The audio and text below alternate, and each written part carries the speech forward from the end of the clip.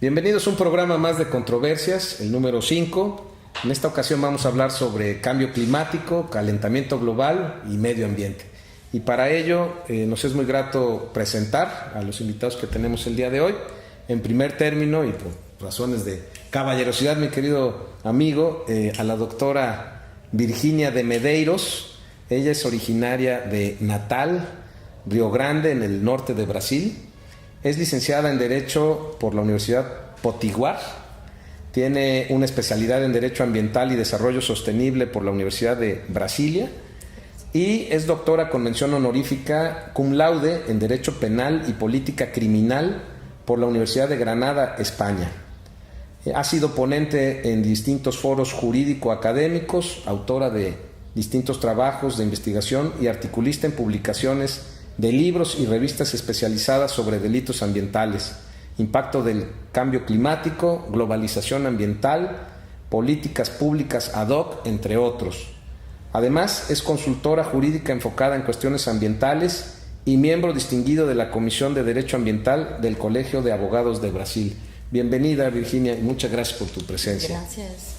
Se encuentra también con nosotros, ya en el plano más local, nuestro buen amigo Martín Quitano Martínez. Él es originario de Coatepec, Veracruz. Es licenciado en Economía, egresado de la Universidad Veracruzana. Ha cursado diplomados en el Instituto Nacional de Administración Pública, tanto en Administración Pública como en Análisis Político. Lo mismo, diplomado en Economía Social y Desarrollo Alternativo por la Universidad Autónoma de Madrid y el Instituto Intercultural para la Autogestión y la Acción Comunal. Tiene además un doctorado en Ciencias Políticas y Sociología en la Universidad Complutense de Madrid, España. Asistente y ponente en diversos congresos, cursos, seminarios y talleres. Funcionario público de los 3 niveles de gobierno. No voy a describir tus cargos, mi querido amigo, pero bueno, los más relacionados al tema. Fuiste gerente general del Fideicomiso Coatepecano para el Pago de Servicios Ambientales, Fidecoagua, en el 2010-2013, regidor en el Ayuntamiento de Coatepec y consultor de proyectos de desarrollo en el Programa Nacional de Naciones Unidas. Bienvenido, Martín. Gracias. Un gusto tenerte aquí en la casa. Gracias. Bueno, pues el tema que hoy vamos a abordar representa sin duda un tema de sumo interés para la sociedad. Cada vez de forma más cotidiana estamos escuchándolo, repitiéndolo, abordándolo, pero si bien lo conocemos, la generalidad de las personas lo conocemos de una forma superficial, no tenemos el conocimiento técnico ni especializado que los científicos o los estudiosos de la materia tienen, que es el caso de ustedes, y es la pretensión de esta entrevista, poder compartirlo con el auditorio. Además, recientemente también este es un tema que por la importancia que significa va a seguir no solo en el discurso de los gobiernos, sino como algo necesario y obligado para que desde niños, jóvenes y adultos, por supuesto que no escapan de ello, pues tengan el conocimiento suficiente para poder contribuir como personas a mejorar nuestra situación.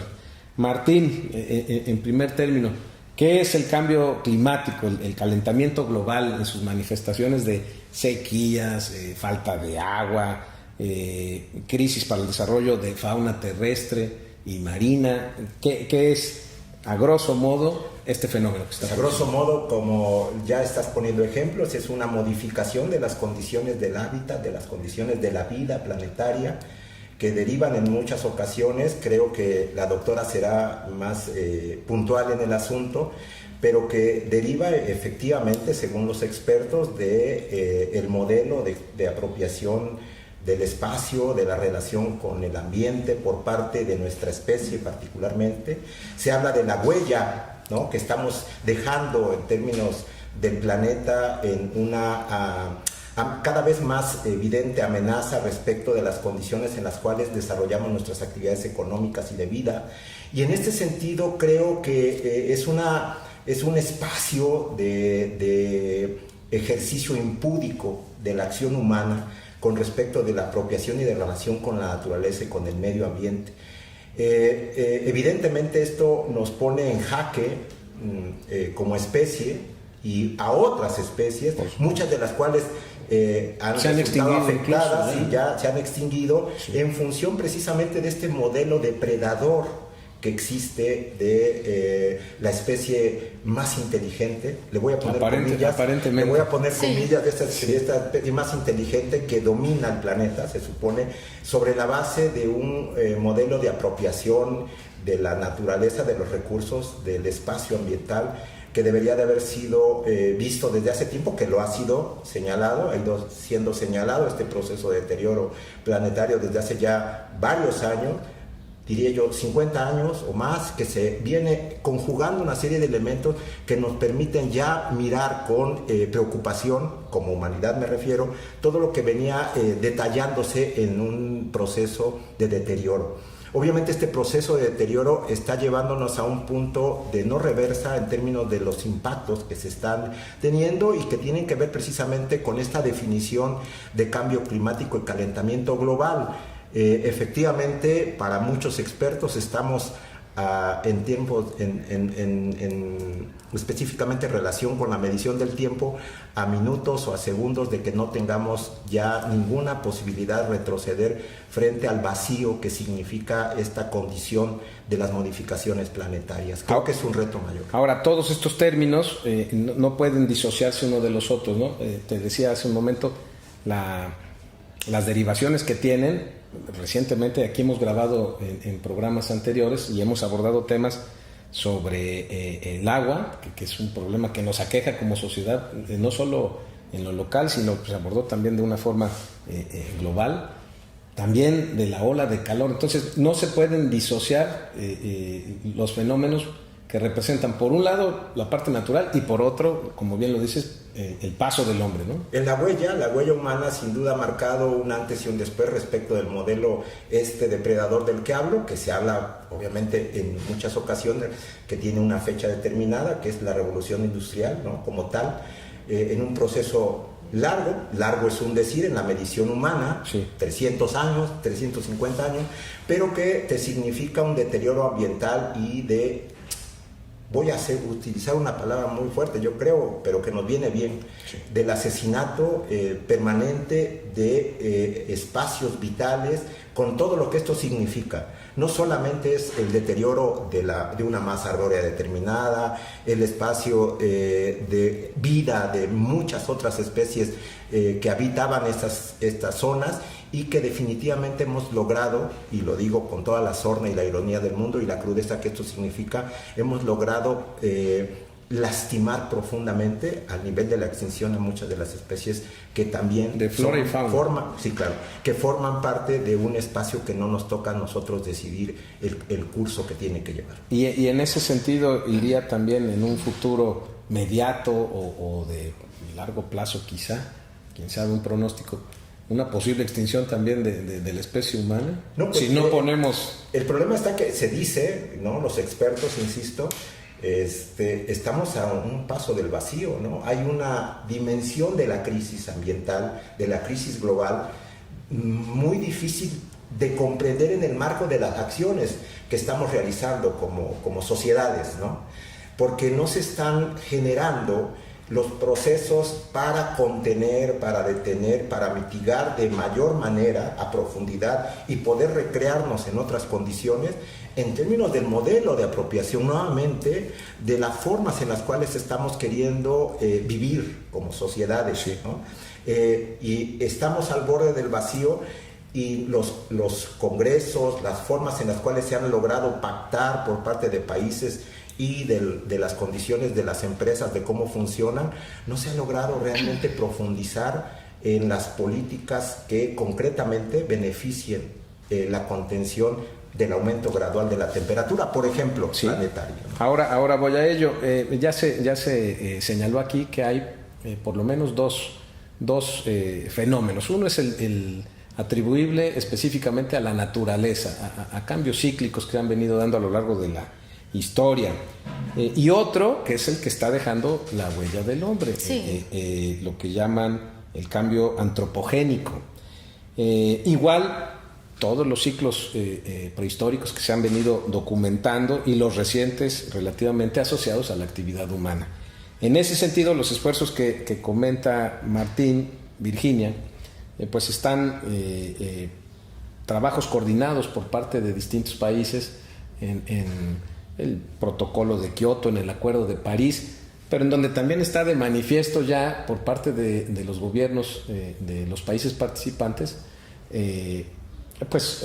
la posición, por ejemplo, de China, de Estados Unidos en el periodo de Donald Trump, por ejemplo, o no nos vamos lejos aquí en nuestro país de México, que dice sí, pero después que le apuesta a las energías contaminantes, no le apuesta a las energías limpias, y lo digo también entrecomillado porque en algún caso han manifestado que físicamente se ve fea los molinos de viento, entonces pues hay que quitar los molinos o las celdas solares, y aun cuando en la Constitución nuestra al menos está establecido que debemos caminar y orientarnos hacia ello, los monopolios de Pemex y de CFE pues hacen que el gobierno esté, en el caso de México, en otro sentido, en otro rumbo. El medio ambiente como agente vital en el proceso de globalización, Virginia. Pues sí, cuando pensamos en globalización, siempre nos acordamos del capitalismo, y es un factor económico, la globalización y el capitalismo y el dinero y todo lo que las industrias. Y también nos acordamos también de la interacción entre los países, la globalización. Sí. Y el medio ambiente no está fuera de eso, porque un daño, una cosa que pasa aquí en México repercute en todo el planeta. Sí. Entonces, una cosa que pasa allá en mi país, en Brasil, también va a afectar a los demás países. Por eso hay un esfuerzo internacional para que todos se unan en pro del medio ambiente sano. Aunque vemos que el protocolo de Kioto, el Acuerdo de París, son muchos. Por ejemplo, la Conferencia de Estocolmo o la participación de Brasil, que yo creo que Brasil ya ha entrado ahí en más destaque después de la Conferencia de Río, no son suficientes. Las leyes abundan, son bonitas, pero así en la práctica yo creo que siempre ponen, como me acabaste de decir, el medio ambiente para... es una cosa del futuro. No, nos está afectando hoy. Sí. Nosotros vivimos aquí en México hace algunos días las olas de calor y van a venir otras. Así es. Y los tsunamis y los huracanes y todo lo que pasa, los temblores. ¿Eso qué es?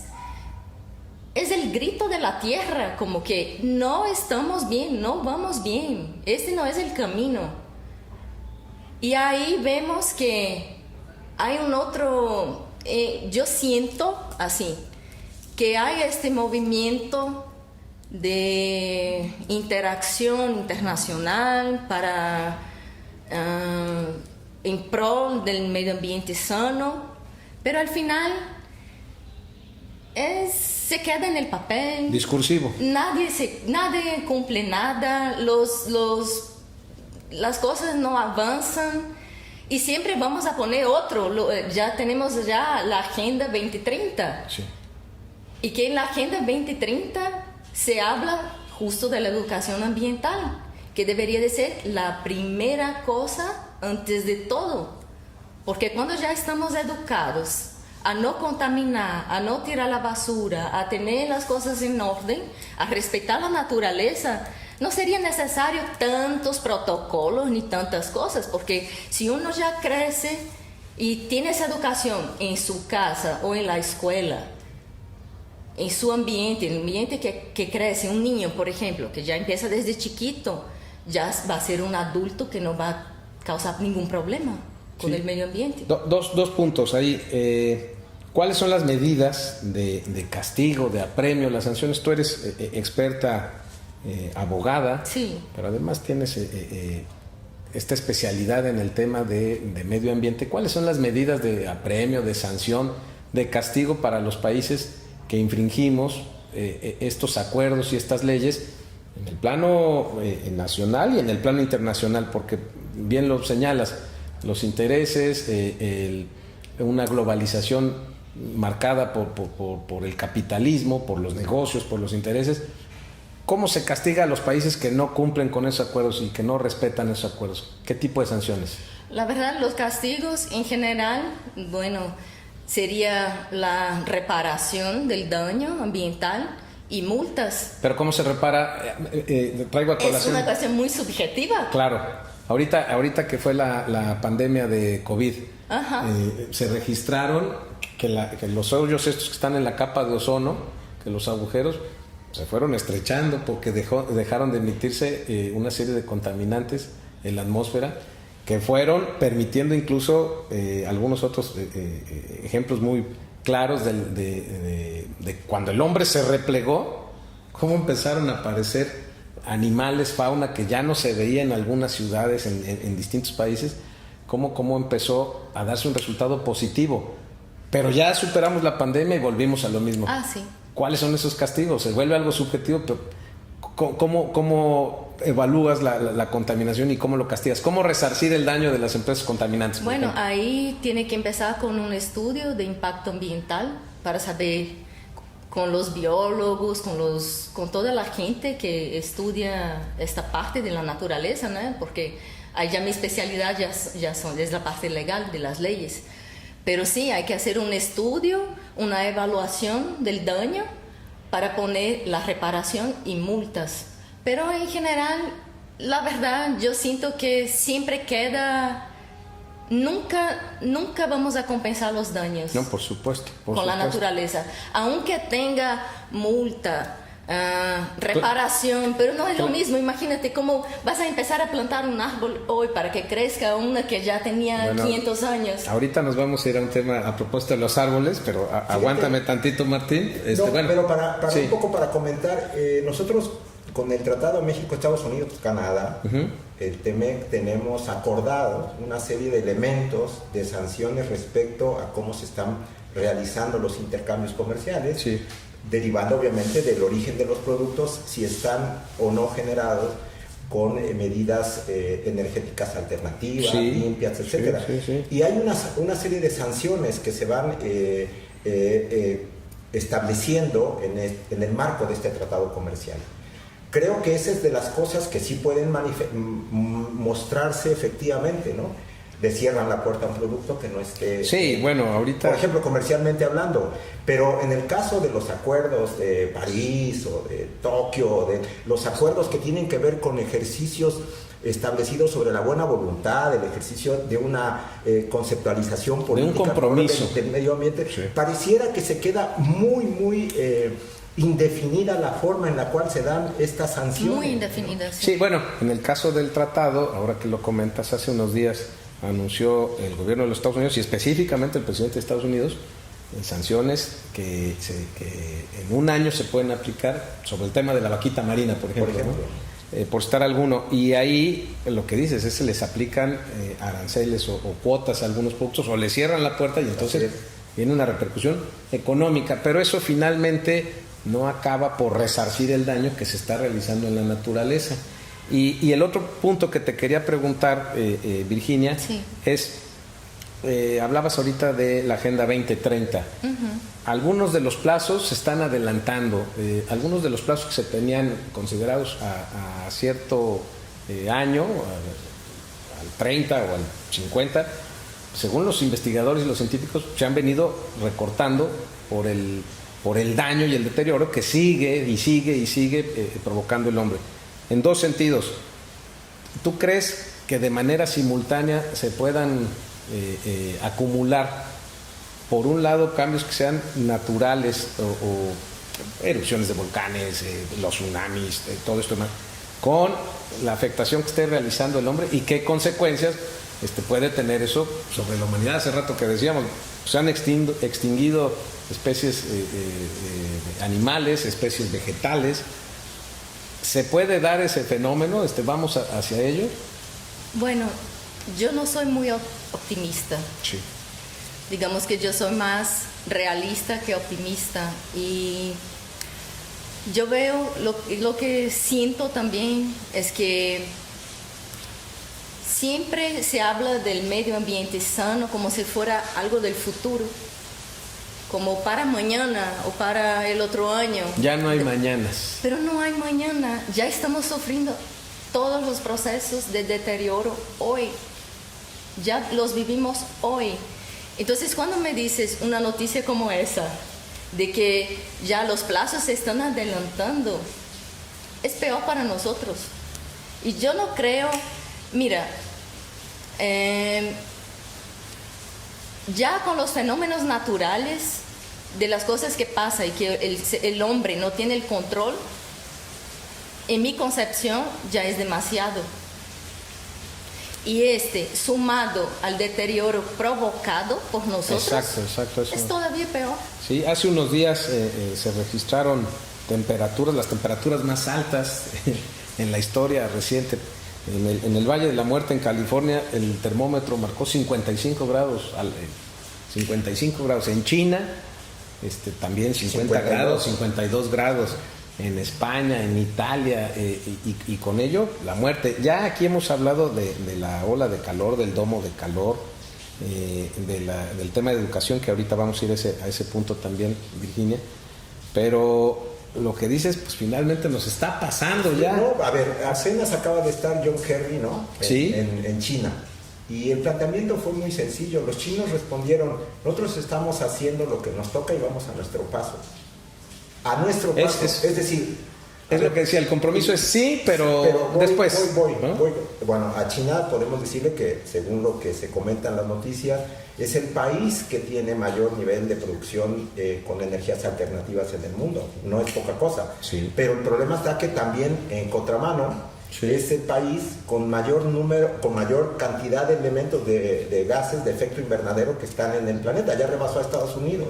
Y en ese sentido creo que la voluntad expresada en muchos acuerdos internacionales no se logra concretar. No se logra. Tenemos el ejemplo de Brasil. Parece ser que lo que sucedió con Bolsonaro cuando dijo que lo que pasara en la selva amazónica era solamente una responsabilidad de los brasileños, ¿no? Uh-huh. Cuando sabemos lo que significa en términos planetarios la selva amazónica. Ese es el pulmón más grande. Entonces, ¿no? bueno, esta parte de las indisposiciones, voy a usar otra palabra, políticas, usa las que quieras, ¿no?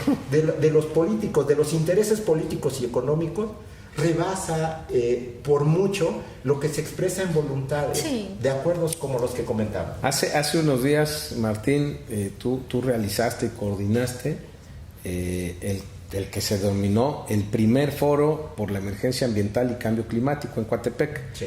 Y ahí pusiste, junto con otro grupo de expertos, 4 áreas de trabajo, cuatro mesas, agua, aire, tierra y políticas públicas.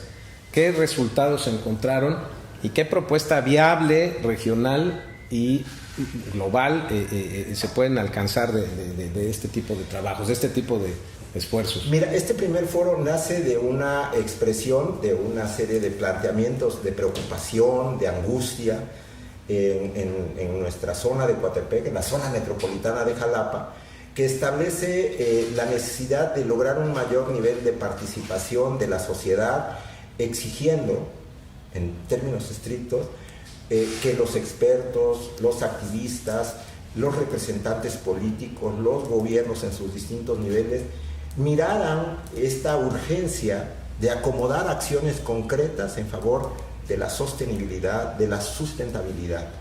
Este primer foro, fíjate, convocó, luego se dice que no hay mayor cantidad de gente que esté preocupada, más de 350 personas, entre activistas, académicos, gente de la sociedad civil que quería participar como escucha, 50 ponencias que en este momento están siendo trabajadas para establecer un documento que se le presente a quienes van tomando decisiones y también que se difunda en la construcción de una cultura ambiental, de una serie de compromisos cívicos por resolver problemas muy, muy inmediatos.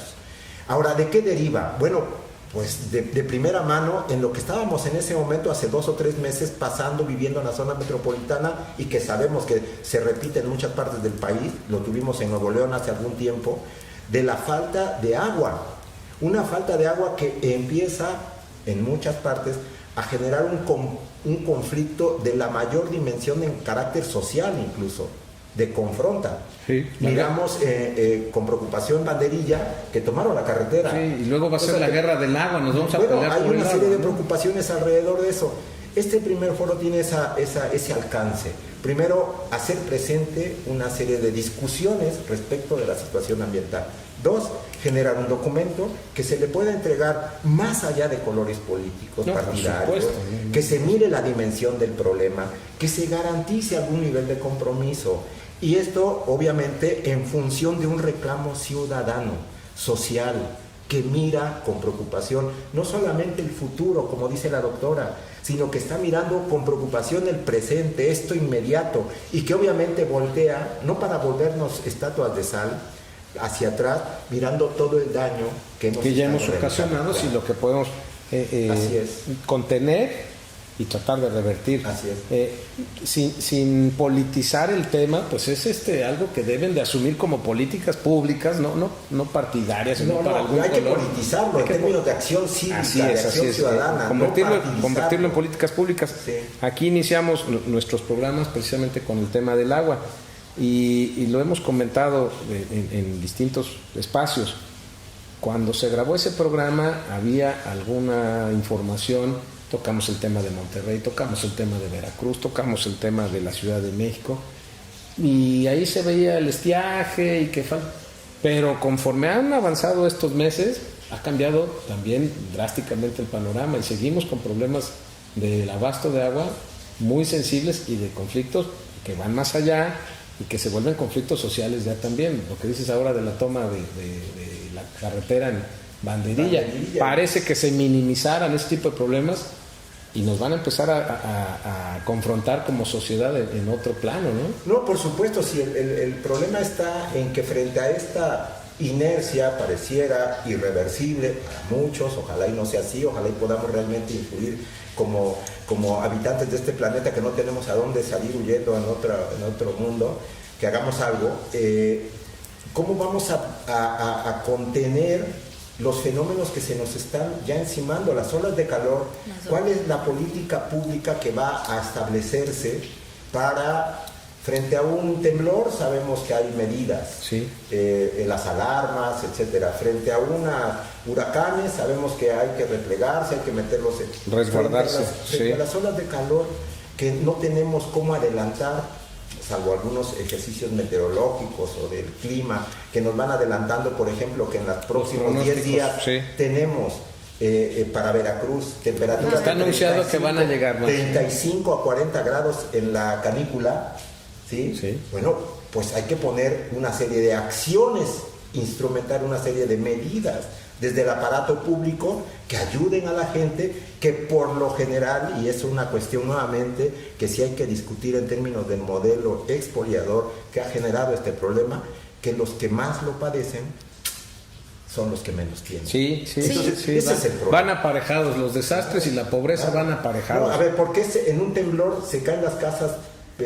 Muchas casas porque son las que están mal construidas. Claro, es a los que más afectan. Así es. Y vamos a tener esto del calor, va a hacer que cambien los hábitos de las personas en distintas partes del mundo incluso, ¿no? Estamos hablando de Veracruz y de la sociedad local, pero eso va a pasar en todo el mundo.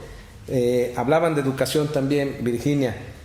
¿Cuál es la importancia de la participación de las personas en lo individual y como sociedad? La educación ambiental como el camino a la protección de la naturaleza y finalmente la interacción y coordinación entre sociedad y gobierno.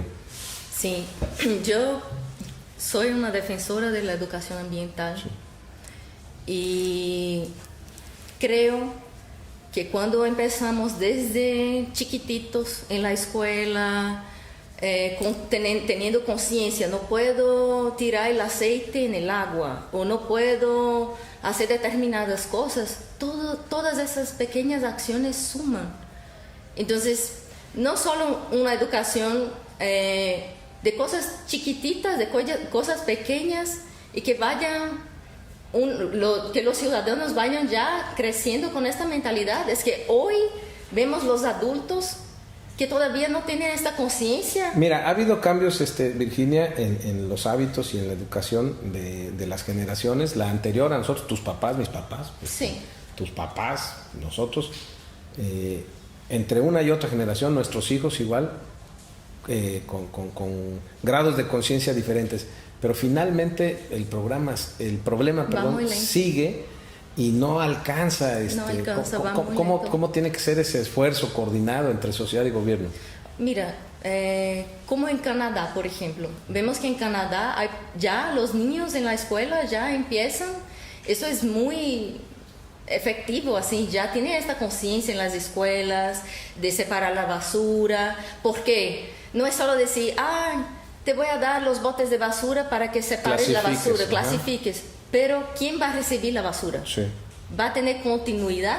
Porque no sirve de nada que yo separe toda la basura y que entregue y allá se mezcle todo.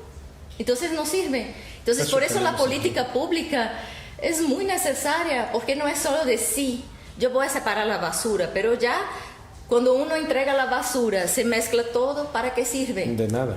Entonces te hablaba de Canadá por eso, porque allá vemos, se separa la basura, se hace todo, la conciencia en la escuela con los niños desde chiquititos. Y bueno, yo creo que ese es el camino. Yo soy defensora de eso, de la educación ambiental. Yo creo que hablabas de las olas de calor, pero no solo calor. Hablamos de calor porque aquí sentimos calor, pero hay otros lugares que ya se siente frío. Hay lugares que hay escasez de agua, ¿no? Y hay otros que hay abundancia de agua, que las cosas se inundan. Entonces es muy paradojo eso, es muy...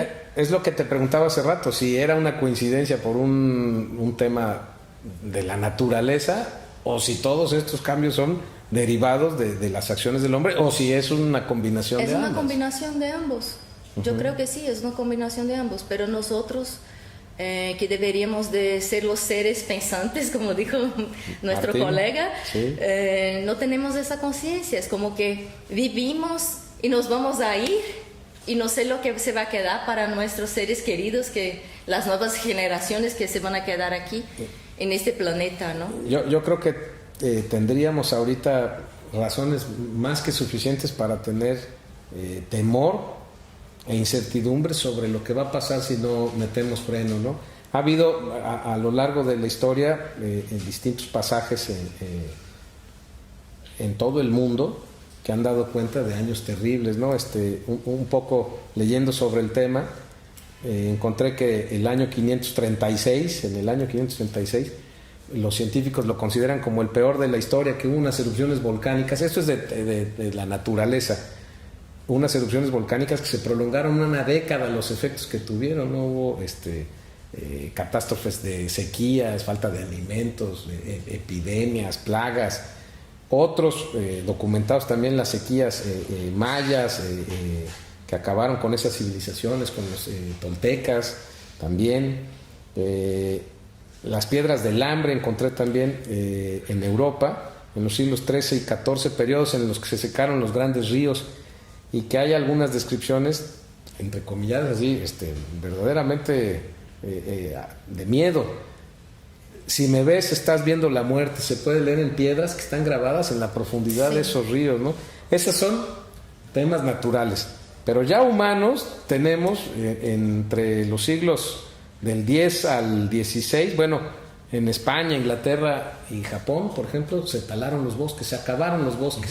Y luego vinieron unas campañas intensas de esos gobiernos para rescatar, y lo lograron. Eso quiere decir que sí tenemos alguna posibilidad de revertir. Esa es la parte optimista, Martín. Sí, no, el problema si nos aplicamos. Hay una serie de elementos del negacionismo que tienen que ver precisamente con asumir que el fenómeno que estamos viviendo ahora en términos del cambio climático que fuera es una irreversible, cuestión, ¿no? Que es absolutamente natural, forma parte de las cuestiones cíclicas planetarias, no hay de qué preocuparse, vendrán los ajustes necesarios. Una sacudidita y no pasa nada. Sí. No, está claro y se ha documentado, y hay investigaciones y hay estudios científicos que muestran que nuestra presencia, nuestra forma de producir, la condición de la apropiación del espacio y de la producción han incidido fuertemente en las modificaciones que actualmente estamos padeciendo. No es una cuestión ligada esencialmente en este momento, en este periodo, a una cuestión cíclica planetaria. Sí, entonces, bueno, eso es lo que sí. porque eso es lo que dice, por ejemplo, un personaje como Donald Trump, ¿no? Exacto. Que niega que el cambio climático, el calentamiento global, se deriva de un proceso de apropiación de la relación entre nuestra especie, el ser humano, con el resto del planeta. Ojo, cuidado, porque al final de cuentas es lo único, como Bolsonaro lo dijo en su momento, es lo único que justifica la inacción de estos gobiernos y de sus intereses económicos para buscar revertir realmente, sí, con políticas concretas, lo que está sucediendo. De verdad que este negacionismo, que está muy metido también en muchos sectores sociales, inhiben la posibilidad de sumar a la mayor cantidad de miembros de nuestras sociedades a que haya una serie de acciones compartidas. Ahora, cívicamente, efectivamente, coincido con Virginia, es necesario que todos aportemos acciones concretas individuales, pero hay que dejar claro que las empresas, los grandes consorcios que no asumen responsabilidades sobre estas desavenencias climáticas, estas afectaciones climáticas, son las que están generando la mayor cantidad de gases de efecto invernadero. Sí. Y en este sentido hay que señalar que es el modelo de apropiación, el modelo económico, quien ha olvidado las razones de una sana relación con el medio ambiente. Que es la globalización, el capitalismo al que te refieres. Así es. Y mira, ahorita que tocabas el punto de Donald Trump y del negacionismo que tiene, bueno, pues hay científicos, geólogos ingleses, que ahora tienen teorías sobre una nueva época geológica para la Tierra, que es el Antropoceno. Y en ese sentido, cuando menos han señalado 9 sitios, uno de ellos en Canadá, precisamente una laguna en Crawford, en Toronto, Canadá, en donde ya se puede hablar de ese daño, de esa huella del hombre que es irreversible, ¿no? Contaminación de plásticos, combustión de petróleo y carbón, incluso vestigios o restos de explosiones nucleares. Lo mismo en bahías de Japón, lo mismo en China, lo mismo en el Ártico, o más recientemente se han encontrado plásticos, restos de bolsas de plástico en las fosas marianas, en el Océano Pacífico, a 11 kilómetros, 11,000 metros bajo el mar, ya está el daño del hombre. De ese tamaño es el paso o la huella del hombre, ¿no? Los incendios, los derrames, hemos tenido derrames ahora recientemente, sí, los gases de efecto invernadero a los que se refería Martín. Sí, es muy complicada esa situación que vivimos. No sé dónde vamos a parar porque hay muchos intereses. Hay muchos intereses y el medio ambiente siempre para después. Bueno, el medio ambiente sano, que hoy ya es considerado como un derecho humano. Así es. Y que es un bien jurídico protegido, porque el medio ambiente sano es lo que nos proporciona salud, ¿verdad? Entonces es un bien jurídico para el derecho penal a ser protegido. Y ahí vemos que, como hablaste ahí de un poco de política, de Donald Trump, de Bolsonaro y todo, pero ya se ve el medio ambiente, las cuestiones ambientales como un gran negocio. Y en parte está bien, pero en otra parte me gustaría saber hasta dónde será efectivo. Yo soy defensora del desarrollo sostenible y creo en ello. No creo que tenemos que frenar la economía, claro, ni nada. Yo creo en que el desarrollo sostenible es posible, es completamente posible, pero tampoco yo digo que como brasileña Amazonia es nuestra, la soberanía de Amazonia es nuestra. ¿Cómo? Aunque sirve para todo el mundo. Así es de la humanidad. No, sí, sirve para el mundo, pero es nuestra, la Amazonia.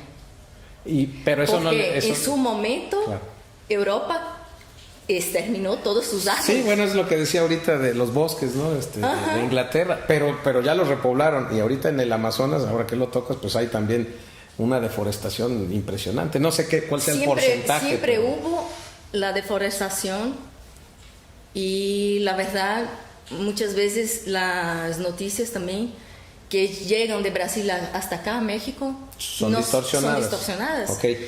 Y digamos que todos ponen el foco en Amazonia, pero Brasil no es solo Amazonia, tenemos el Pantanal, Mato Grossense, tenemos la Mata Atlántica. Digamos que toda la mitad de Brasil es selva. Y hay demasiados árboles, hay demasiados todo. Yo no estoy diciendo eso para decir que está bien, no, yo soy contra la deforestación. Pero si queremos el desarrollo sostenible, también tenemos que ir midiendo eso. Claro. ¿Cómo va a ser eso? Cosas responsables que hasta hoy no estamos viendo. Sí, que sean políticas públicas orientadas a ese esfuerzo. Ahora que hablas de la deforestación y hace rato que decías de la tala de árboles y del desarrollo sostenible, pues aquí tampoco creo que nos estemos negando como sociedad a que se avance, simplemente que se haga con no solo la conciencia, sino la planeación de vida.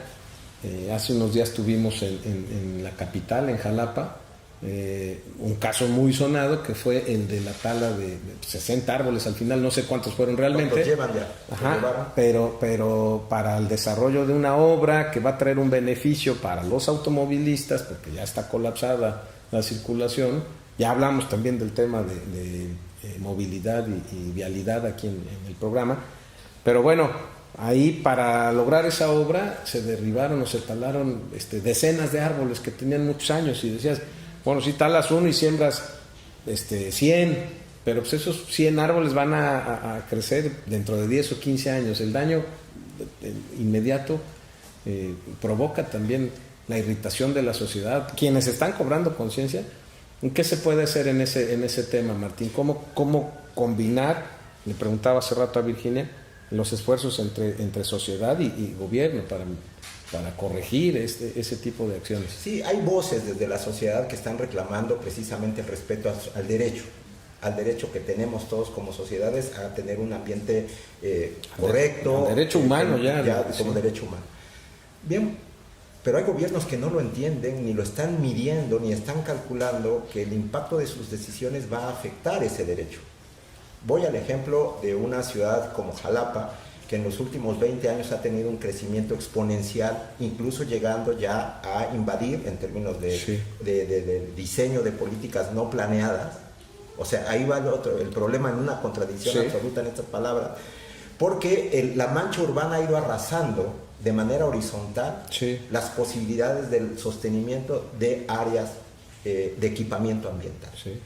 Por lo tanto, a lo que quiero llegar es que si no obligamos a los gobiernos a que realmente tomen en serio la discusión ambiental, que los ayuntamientos no sean estos ayuntamientos de mecanismos tradicionales de ejercicio público, de guarniciones y banquetas, yo diría municipios banqueteros, no vamos a poder ir logrando desde lo local impactos mayores. Voy a un ejemplo concreto, lo comentabas en mi pequeño currículum, fui gerente del Fidecoagua, que es un instrumento, uno de los primeros en Iberoamérica, que asumió el compromiso del pago por servicios ambientales hidrológicos. En Costa Rica ya había pago de servicios ambientales de otras características, pero en el hidrológico Coatepec, particularmente Coatepec, Veracruz, México, fue donde se constituye este mecanismo, reconocido en muchas partes, más en algunas partes de Iberoamérica que en el mismo Veracruz o en el mismo Coatepec incluso. Bien, ¿qué significa esto? Que desde los gobiernos locales se implementen acciones presupuestales junto con la sociedad para enmarcar una serie de territorios a favor de la sostenibilidad de estos equipamientos ambientales que nos brindan agua, aire de mejor calidad. En este caso como algo metropolitano. Es que es el problema. O sea, Banderilla una, Jalapa otra, el problema está que no se ha replicado.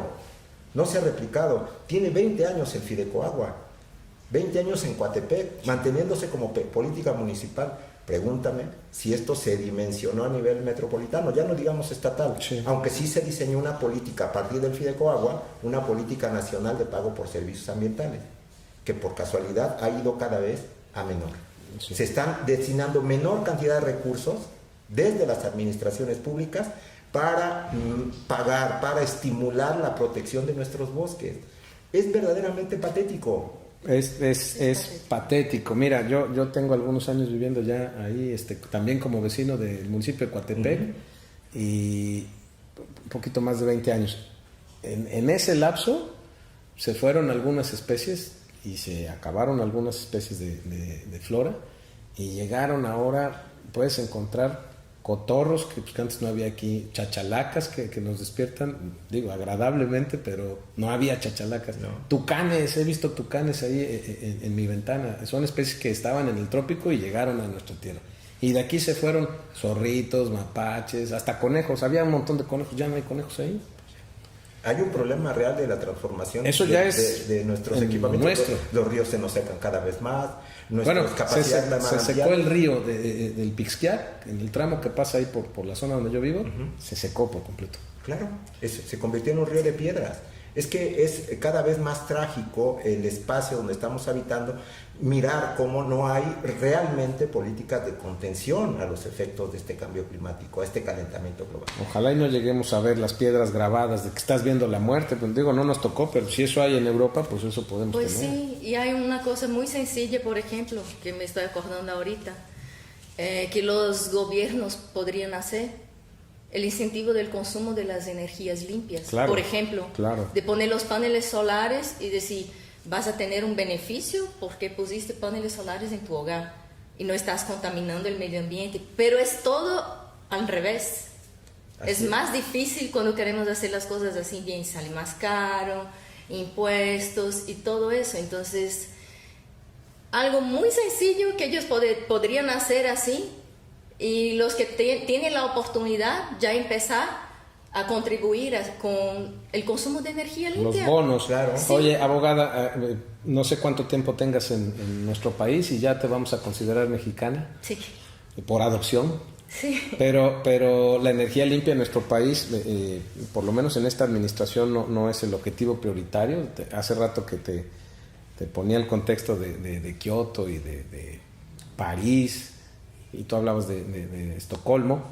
Pues aquí sigue el monopolio, ¿no?, de las energías a través de Pemex y de CFE, y aunque ya está establecido en la Constitución, aunque hay todo para poder aprovechar las energías limpias, pareciera que vamos en contrasentido y le seguimos apostando, o le siguen apostando en el gobierno, al uso de energías contaminantes, de petróleo, de carbón. Sí, es lo que veo. Contra lo que pues ya se venía trabajando, ¿no? Entonces, pues eso es la realidad de nuestro país, y creo que de buena parte de los países que se resisten a hacer lo necesario para poder avanzar. Pues no sé si quisieran agregar algo más antes de dar por concluido el programa, Martín, Virginia, además de agradecerles su presencia. No, hombre, nosotros, yo que agradezco. En particular vienes del puerto de Veracruz para acompañarnos.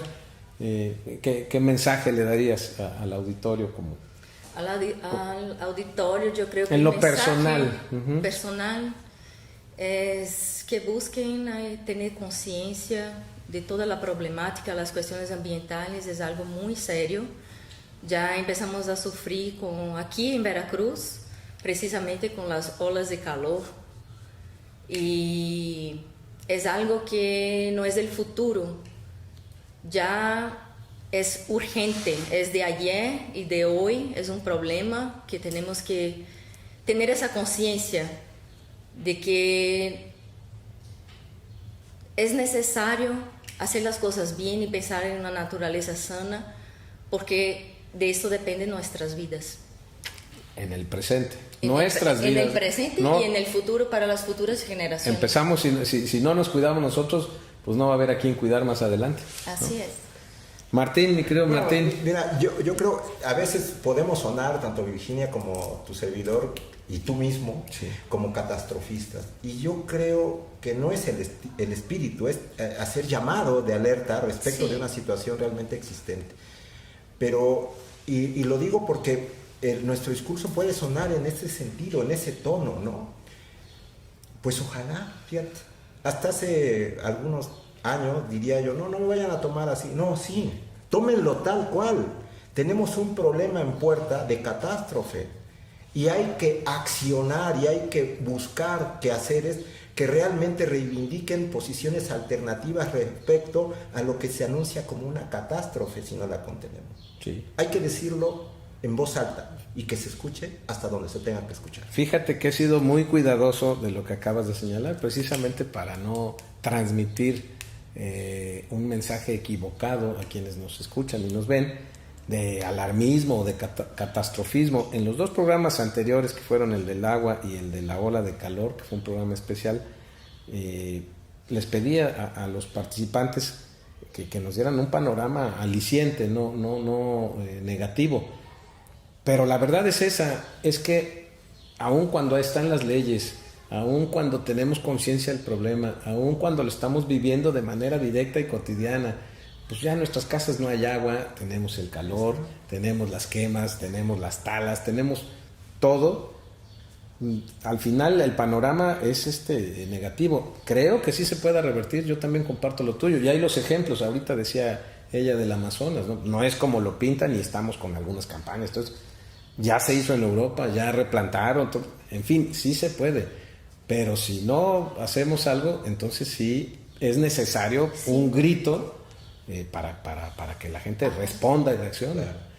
Pues yo les agradezco mucho, no se queden con una mala impresión, al contrario, el propósito del programa pues es precisamente poner el dedo en la llaga, el dedo en la llaga y hacer lo que nos corresponde, la conciencia que como personas en lo individual tenemos que cumplir nosotros, nuestra gente cercana, ¿no? Desde lo que decías, clasificar la basura.